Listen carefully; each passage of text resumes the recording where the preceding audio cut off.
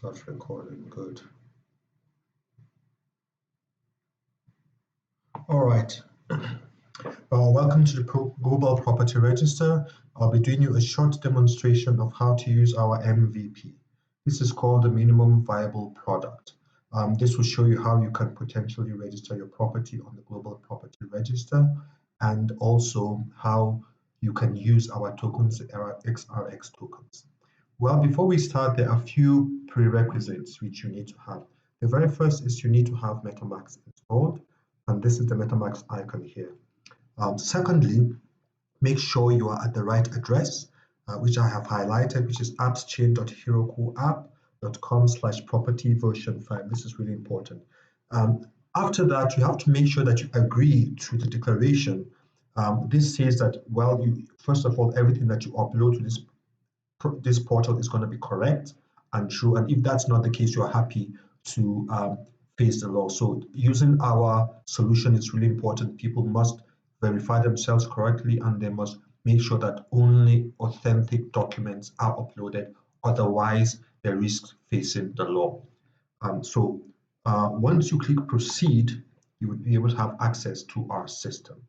Now, I've clicked proceed. Now I'm in the system. The major reason because my MetaMask is open, so I'll click on this icon so you can see that that is the case. So here we are. Yep, it shows I have my MetaMask open. Is on what? The Ropsten test network. Please note that there are various networks in Ethereum. So we have the main network, we have Ropsten test network, and there are other networks. Make sure you're on the Ropsten test network, because this is a free network to use. When you're on the main Ethereum network, it will cost you money to use the solution.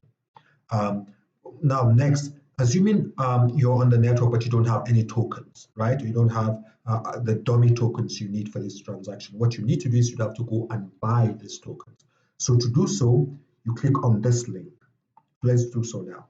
So we click on this link, and then immediately it tells you, first of all, it reminds you that here you're on the Ropsten test networks and you're using MetaMask. Yep. And the dummy tokens we're going to use are these tokens, MYT tokens. And I assume you're getting from MYT ICO, but this is just dummy tokens we built specifically for this solution to test it.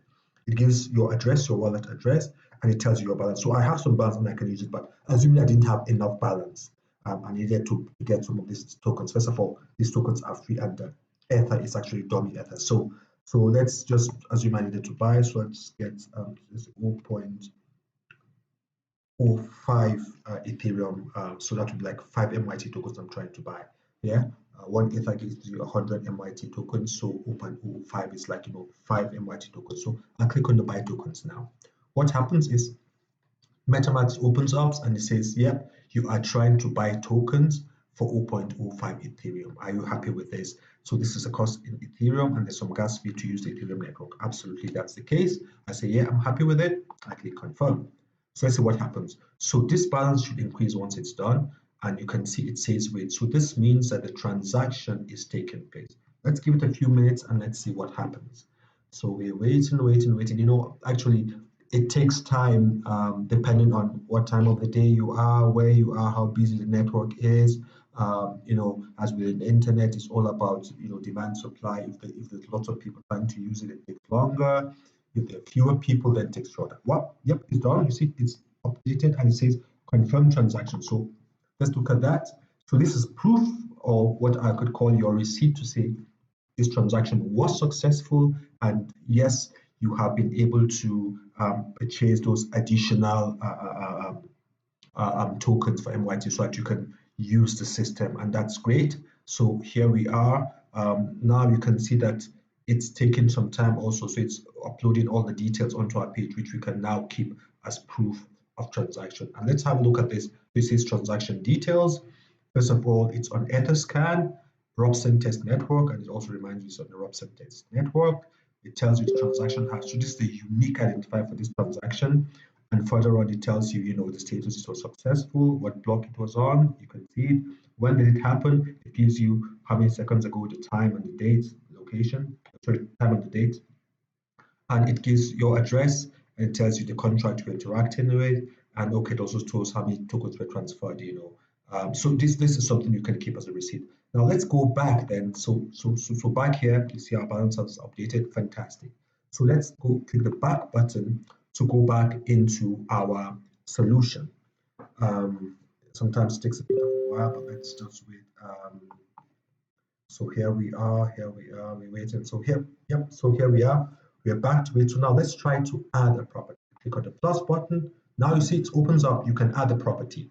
So let's say owner name. So let's say what name should I choose? So let's say I was a lady, yeah? And my name is Anne what? Anne James.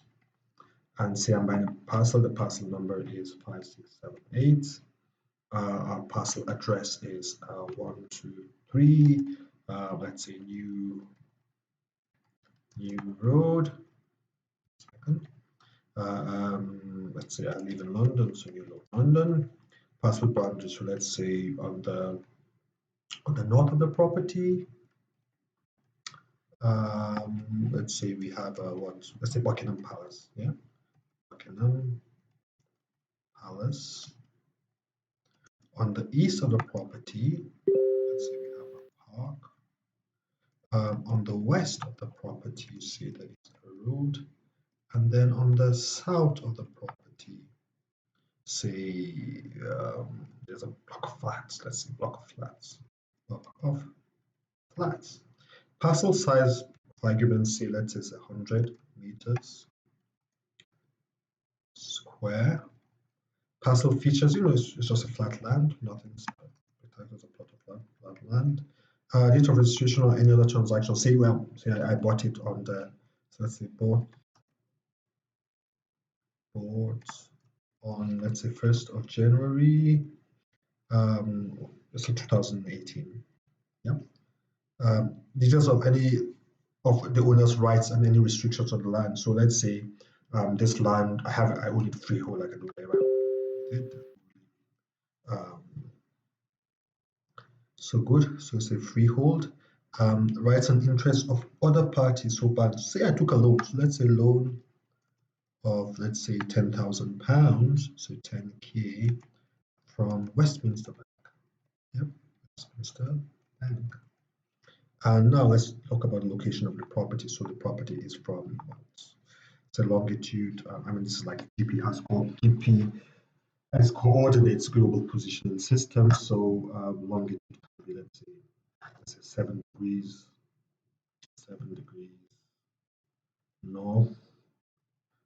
And then latitude, let's say also 7 degrees east. Now, this information normally, if you have property documents, they're always indicated, what's its location. And it's actually very, very precise, the degrees and the subdivisions of that, so you can have all that detail.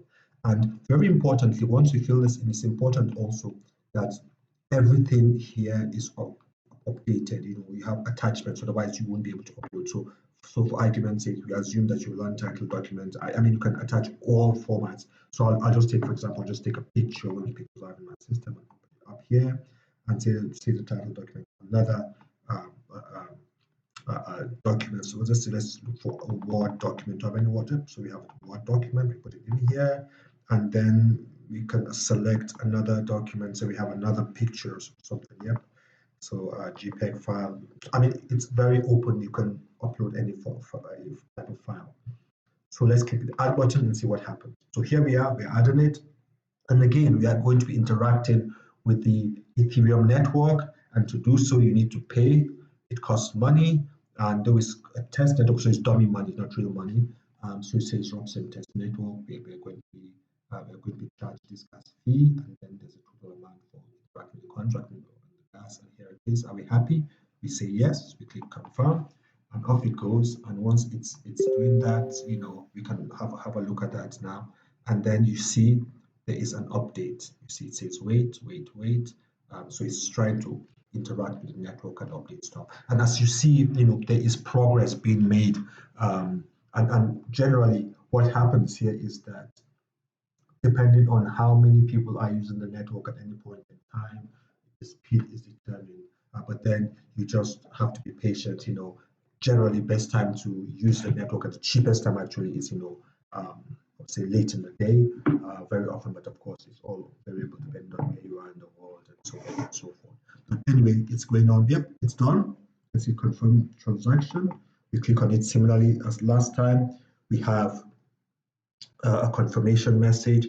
It gives us details about it. You can see it's still thinking about it. It's uploading all the details. It's processing it. So it gives us every detail where, the number of the transaction, the block it's on, the timestamp, how much was it cost us and everything else. So we let that happen, and then we can take a snapshot of this, or if you want, we can save this because it's like a receipt of our transaction. We can always go back and find specifically where our information has been stored on the blockchain.